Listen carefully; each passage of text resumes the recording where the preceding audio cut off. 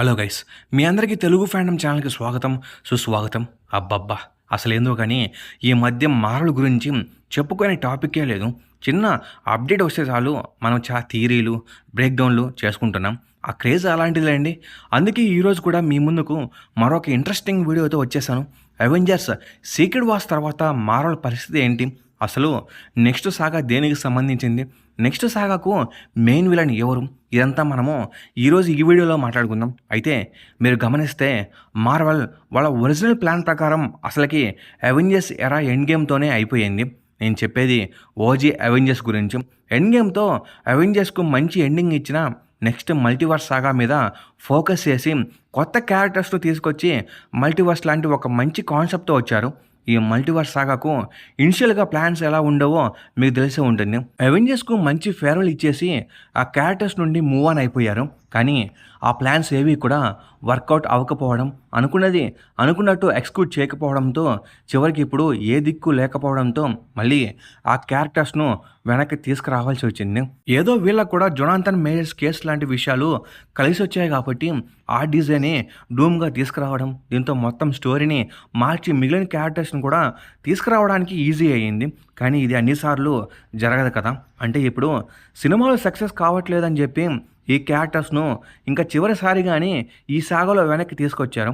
మరి మళ్ళీ secret wars తర్వాత సినిమాలు బాగా ఆడడం లేదని మళ్ళీ ఇదే చేస్తారా చెప్పండి. ఇక్కడ మార్వెల్ ఆలోచించుకోవాల్సిన విషయం ఇది. మనము మార్వెల్కు చెప్పేంత స్థాయి కాదు, కానీ ఫ్యాక్ట్స్ అయితే మనం మాట్లాడుకోవాలి. ఇప్పుడు సీక్రెట్ వార్స్తో ఎంసీయూను సాఫ్ట్ రీబూట్ అయితే చేస్తున్నారు. అండ్ ఇంకా నెక్స్ట్ సాగాకు మళ్ళీ ఒక కొత్త ప్లాన్తో వస్తారు. అండ్ అది వర్కౌట్ అవ్వకపోతే పాత క్యారెక్టర్స్ తీసుకొస్తామంటే ఫ్యాన్స్ కూడా చిరాకు వస్తుంది. ఎండ్ గేమ్ నుండి ఇప్పటికీ most of the fans move అవ్వలేదు. అందుకే ఈ క్యారెక్టర్స్ కానీ ఈ యాక్టర్స్ కానీ మళ్ళీ వస్తున్నారు, అంటే ఇంట్రెస్టెడ్గా ఉన్నారు. అలాగని అన్నిసార్లు కుదరదు కదా. సో అందుకే మార్వెల్ నెక్స్ట్ సాగాను చాలా పకడ్బందీగా ప్లాన్ చేయాల్సిన అవసరం చాలా ఉంది. ఈ సాగాలు చేసిన తప్పులు తెలుసుకొని వాటిని రాబోయే సాగాలో అవాయిడ్ చేయాలి. ఇలా అసలు నెక్స్ట్ సాగా గురించి అన్నీ మాట్లాడుకుందాం. ఇంకా ఎటువంటి లేట్ చేయకుండా వీడియో స్టార్ట్ చేసేద్దాం. అయితే డైరెక్ట్గా చెప్పాలంటే రూమర్స్ ప్రకారం నెక్స్ట్ సాగా మెయిన్ మ్యూటెంట్ సాగా అయ్యే అవకాశం ఉందంటాం. అవును గైస్, చాలామంది ట్రస్టబుల్ ఇన్సైడర్స్ నుంచి వచ్చిన రిపోర్ట్ ఇది. ఈవెన్ కొత్త ఎక్స్‌మెన్ సినిమా కూడా స్టార్ట్ అయిపోయింది. షూటింగ్ స్టార్ట్ అవ్వలేదు, బట్ వర్క్స్ అయితే స్టార్ట్ అయిపోయాయి. అండ్ దానికి థండర్బోల్ట్స్ డైరెక్ట్ అయిన జేక్ వర్క్ చేయబోతున్నాడు. అయితే ఈ ఎక్స్‌మెన్ సినిమా కోసం యంగ్ యాక్టర్స్ను క్యాస్ట్ చేశారంట. మీకు తెలుసో లేదో తెలియదు కానీ ఇప్పుడు మార్వెల్ వాళ్ళు ఎక్స్‌మెన్ను ఫ్యూచర్ అవెంజర్స్లా భావిస్తున్నారు. అంటే వాళ్ళు అవెంజర్స్ అవుతారని కాదు, ఎక్స్‌మెనే. నేను చెప్పేది ఏంటంటే వాళ్ళను లాంగ్ టర్మ్గా మెయింటైన్ చేయాలని అనుకుంటున్నారంట. అచ్చం ముందు అవెంజర్స్ ఎలా ఎంసీయూకు మెయిన్ క్యారెక్టర్స్ అయిపోయారో ఇప్పుడు ఈ ఎక్స్‌మెన్ ఇకపై ఎంసీయూకు అలానే మారబోతున్నారు. ఇదైతే చాలా మంచి డెసిషన్ అని చెప్పాలి. ఎందుకంటే ఎంసీయూ అవెంజర్స్ ఎరా ముగిసిపోయింది. సీక్రెట్ వార్స్ తర్వాత మళ్ళీ కొత్త యాక్టర్స్తో కొత్త కెప్టెన్ అమెరికాను, కొత్త ఐరన్ మ్యాన్ తీసుకొస్తే ఖచ్చితంగా బ్యాక్ స్లాష్ అయితే వస్తుంది. అలానే మీకు ఆ కొత్తదనం ఉండదు. కొత్త వాళ్ళని చూసిన ప్రతిసారి వారిని పాత వాళ్ళతో కంపేర్ చేస్తూ ఉంటారు. సో ఇదంతా చూస్తే ఎక్స్‌మెన్ మార్వెల్కు బెస్ట్ ఆప్షన్. ఎలానో పాత ఎక్స్‌మెన్కు ఫేర్వెల్ ఇచ్చేశారు. అండ్ ఇవన్నీ వారికి సీక్రెట్ వార్స్ తర్వాత ఇంకా డూమ్స్డే సినిమాలతో మిగిలింది కూడా ఇచ్చేస్తారు. సో మార్వెల్ ఇప్పుడు తన నెక్స్ట్ డైరెక్షన్ టువార్డ్స్ ఎక్స్‌మెన్ ఉంటే చాలా బాగుంటుంది. నాట్ ఓన్లీ ఎక్స్‌మెన్, అవెంజర్స్ని తీసుకురావచ్చు. బట్ నేను చెప్పేది ఏంటంటే X-Men could be the main leads. సింపుల్గా చెప్పాలంటే కామిక్స్లో 8616లో ఎలాగైతే అన్ని క్యారెక్టర్స్ కలిసి ఉంటాయో ఇప్పుడు కూడా అలానే చేయాలి. దీంతో మనకు తెలియని కొత్త స్టోరీస్ని మార్వెల్ వాళ్ళు ఎక్స్ప్లోర్ చేయొచ్చు. ఇంకా మరొక ముఖ్యమైన విషయం ఈవెంట్స్. ఏ ఈవెంట్స్ మీద ఫోకస్ చేస్తారనేది చాలా ముఖ్యం. అంటే అవెంజర్స్ చూసుకుంటే అవెంజర్స్ మెయిన్గా ఉండే ఈవెంట్స్ చాలా ఉంటాయి. Infinity gauntlet, king in black, secret wars, world war hulk, ఇలా చాలా మంచివి ఉంటాయి. సో అదే ఎక్స్‌మెన్ ఇంకా అవెంజర్స్ ఇద్దరికి చూసుకుంటే house of M, Avengers versus X-Men ఇలా ఉన్నాయి. ఇప్పుడు ఈ మల్టీవర్స్ సాగాని మొత్తం గజిబిజి చేసేశారు, ఒక ప్రాపర్ ఎండ్ గోల్ లేకుండా. సో నెక్స్ట్ సాగాలో అలా కాకుండా ఒక సింగిల్ కామిక్ ఈవెంట్కు స్టిక్ అవ్వడం లాంటివి చేస్తే చాలా బాగుంటుంది. దిస్ మీన్స్ ఒక ఈవెంట్ని ఒక సాగా మొత్తం లాగనవసరం లేదు. కింగ్ ఇన్ బ్లాక్ లాంటి ఈవెంట్స్ను ప్రాపర్గా ఎగ్జిక్యూట్ చేస్తూ ఒక పేజ్లో ఎండ్ చేసేయచ్చు. అంతకు మించి లాగినా బాగోదు. సో అలాగా ఒక ఈవెంట్ తర్వాత ఒకటి అక్యురేట్గా చేసుకుంటూ వెళ్తే చాలా బాగుంటుంది. మీకు మెయిన్గా అల్టిమేట్గా ఒక గోల్ ఉంటుంది. ప్రతి సాగాకు కానీ ఇలాంటి ఈవెంట్స్ల మధ్యలో రావడం వల్ల ఆ సాగా కంప్లీట్గా ఉంటుంది. ఇన్ఫినిటీ సాగాలో ఆల్టర్నేట్ ఈవెంట్ లాగా అనుకోండి. అక్కడ అలా ఆ సినిమాతో ముగించేయకుండా ప్రాపర్గా ఎక్స్క్యూట్ చేస్తే చాలు. ఈ మల్టీవర్స్ సాగాకు స్కోప్ ఎక్కువ. దీని కారణంగా ఈ సాగాలో మీకు మళ్ళీ వేరే ఈవెంట్స్ పెట్టాలంటే మల్టీవర్స్ల కాన్సెప్ట్ ట్రాక్ తప్పిపోతుంది.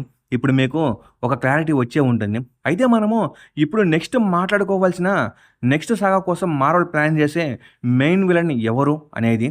అయితే ఇప్పుడు వస్తున్న రూమర్స్ ప్రకారం అది మరెవరో కాదు, మిస్టర్ సినిస్టర్. అవును గైస్, మీరు విన్నది నిజమే. మోస్ట్లీ చాలామందికి అసలు ఈ సినిస్టర్ ఎవరో కూడా తెలియదు. కానీ X-Men 97 చూసిన వారికి మాత్రం ఇతని గురించి ఒక ఐడియా ఉంటుంది. సో రిపోర్ట్స్ అయితే స్ట్రాంగ్గా సజెస్ట్ చేస్తున్నాయి ఇతనే ఈ మ్యూటెంట్ సాగాకు మెయిన్ విలన్ అని. అండ్ నాకు అందులో ఎటువంటి ప్రాబ్లం లేదు గైస్. ఎందుకంటే సినిస్టర్ X-Men విలన్స్లో చాలా డేంజరస్ విలన్. మీకు ఒకసారి సింపుల్గా ఈ విలన్ గురించి చెప్తాను. అయితే అసలు ఈ మిస్టర్ సినిస్టర్ ఈ సెంచరీకి చెందినవాడు కాదు, మనోడు 19th సెంచరీకి చెందినవాడు. ఇతని అసలు పేరు నథానియల్ ఎసెక్స్. మనోడు ఒక సైంటిస్ట్. మ్యూటేషన్లో ఎవల్యూషన్ అంటే పడి చచ్చిపోతాడు. మనోడి ఫీలింగ్స్ ఏంటంటే ఎవల్యూషన్ను మనం జెనెటిక్ మ్యూటేషన్స్తో కంట్రోల్ చేయొచ్చని అనుకుంటాడు. దీనికి తగ్గట్టు తనకు పుట్టిన కొడుకు ఎన్నో హెల్త్ ఇష్యూస్ కారణంగా చనిపోతాడు. దీంతో ఎలాగని హ్యూమన్ జెనెటిక్స్ను ఫిక్స్ చేయాలని ఒక భ్రమలో పడిపోతాడు.